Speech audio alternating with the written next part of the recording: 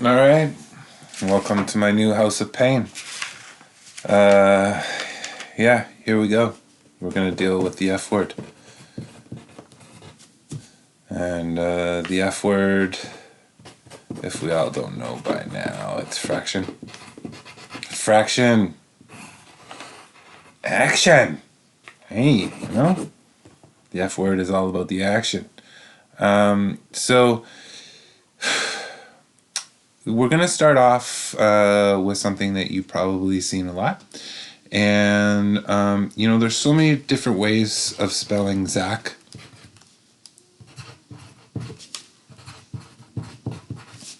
I don't know, this is my favorite one, obviously, but these are just as good. And there's so many different ways of spelling Chris.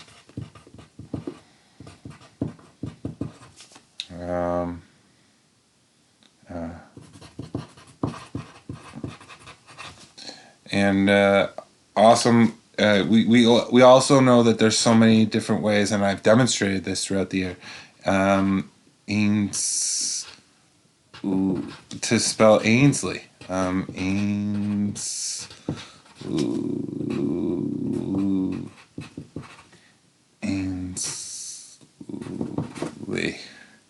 I wonder if any of those are right. My point is that when we're dealing with fractions, there are so many different ways of expressing this. Half. I mean, that's half a donut, half a pizza. I guess not half a donut because there's no hole, but it's half a circle. But it's also 2/4 of a circle. And it's also 1, 2, 3, 4, 5, 6, 7, 8. It's also 4/8 of a circle. And it also can be randomly 15 30ths of a circle.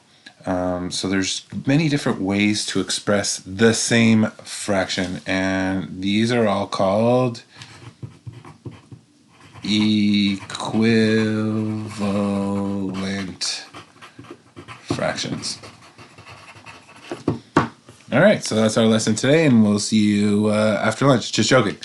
So I don't know how to spell equivalent, obviously, but that's what we're going to deal with today. Okay, so visually, what does 1/4 and 2/4 look like? Well, it looks like this, and I want to show you some tricks along the way. All right, so here we go. This is called a fraction grid, and I'm gonna put one up somewhere in your little your website. But I love it because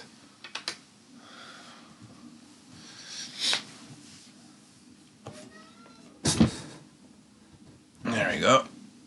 I love it because it's like a little cheat sheet to tell us, like, well, which is bigger, okay? 1/3 or 1/4.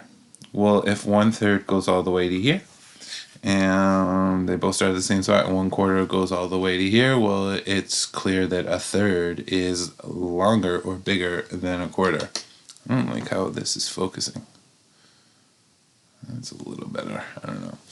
Okay, so, but also, if I take a look at this, this, and this, these are all common places. Common places where these lines meet. And if this is 1/2, well, it must be equivalent to 1/2/4. So 1/2 must equal 2/4. So we've taken care of these two. And this is at the same spot too. And it's 1, 2, 3 sixths. So 1/2 must equal 2/4 must equal 3 sixths. And this one too. So 1, 2, 3, 4. 4/8 must equal 3/6, must equal 2/4, must equal 1/2. These are all different ways of spelling Zach. They're all the same fraction. Here we have 5/10. 1, 2, 3, 4, 5/10. And here we have 1, 2, 3, 4, 5, 6/12. So I love this chart. It's going to help us with equivalent fractions, what we're talking about, but it also helps us deal with, like, what would you rather? I like this game. Would you rather have 2/6 of an ice cream cake or 3/8 of an ice cream cake? So 2/6 would kind of end here, and 3/8, 1, 2, 3, would kind of end here. So, well, if you like ice cream cake, you probably would choose this one because you get more. And if you're forced to eat the ice cream cake and you don't want it all, well, maybe you take the smaller one. This chart helps us kind of deal with that. But visually, it helps us see that there's lots of ways of showing, using fractions, a numerator and a denominator. A numerator and a denominator. There's lots of different ways of expressing these fractions. All right, cool. So that's our little starter. And I feel like we're back in the game. I feel like we're doing some real teaching, real learning. I'm excited about this. All right, so we're starting slow, and this is like your warm-up to doing a little assignment for me in a little bit. But this first question, it's asking me to shade in half of these circles. Half of these circles. I gotta shade in. You're telling me that yeah. So if I shade in half of this circle,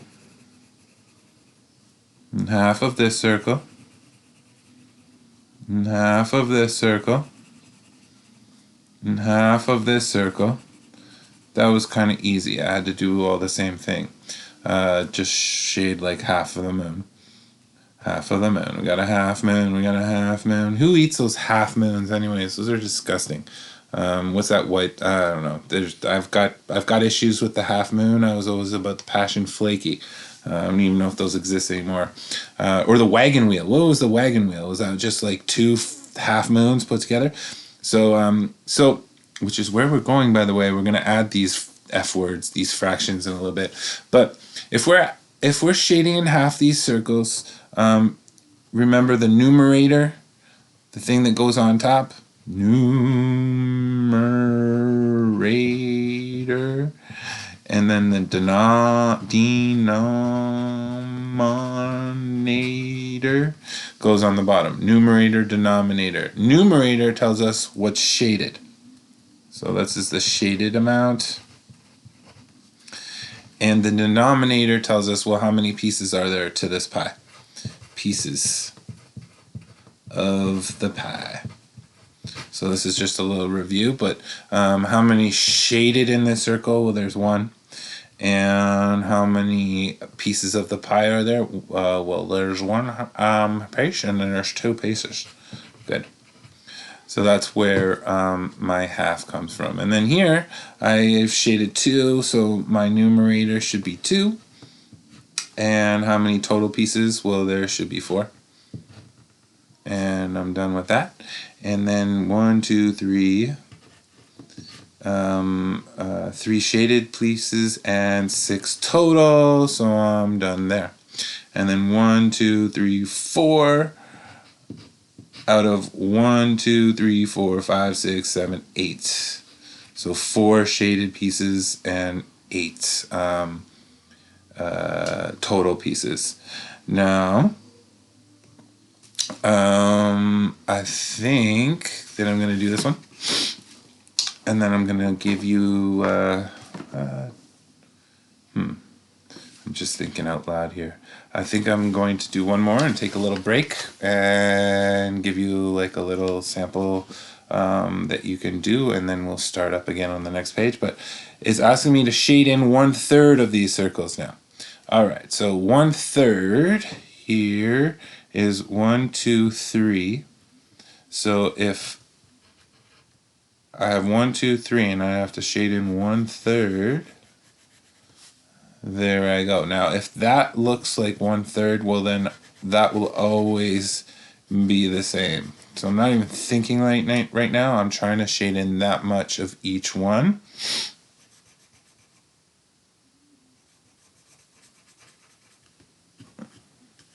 This one was a little difficult, but all these shaded pieces should look the same. So that was 1/3. Here's 1, 2 out of 1, 2, 3, 4, 5, 6. So 2 shaded, and there's 6 pieces in total. Here's 1, 2, 3 shaded, and 1, 2, 3, 4, 5, 6, 7, 8, 9 in total. And then here's 1, 2, 3, 4 shaded, and 1, 2, 3, 4, 5, 6, 7, 8, 9, 10, 11, 12 in total. All right, cool. So I'm going to show you some tricks now. Let's go back to this one. We know that all of these are, 4 different ways of spelling Ainsley. They all are the same. They're the same shaded area, it's just they're cut out differently. So if I look at this one and I say, well, what do I have to multiply 1 by to get 2? Well, I have to multiply it by 2. So 1 times 2 is 2. Well, here's the deal with fractions. Whatever you do to the top, you must do to the bottom. If you don't do that, then you create a different fraction. Because these are equivalent fractions, there's this cute little rule where you can multiply the top and the bottom by the same number, and you'll get an equivalent fraction. So 1 times 2 is 2, and 2 times 2 is 4. These are equivalent fractions. Because we multiplied we multiplied the top and the bottom by the same number. Let's try this one now. In order to multiply to get 3, we have to multiply the top by 3. Well, if we do that to the top, we have to do that to the bottom, because it's only fair, and we're dealing with equivalent fractions here. So 1 times 3 is 3, and 2 times 3 is 6. So yeah, this is a little bit of a trick to go back and forth to compare fractions to see if they're equivalent or not. But it's something that I'd hope that we all kind of get used to and notice. Let's see if it works on this one too. Let's look at these two here. So what do I have to multiply 1 by to get 4? Well, I have to multiply it by 4. Well, if I multiply the top by 4, I'm going to have to multiply the bottom by 4. So 3 times 4 is 12, and 1 times 4 is 4. So this is a little secret to build equivalent fractions. So I'm going to take a little bit of a break here, and I'm going to give you some examples to try to work through yourselves, and then we will come back in 2 shakes of a lamb's tail.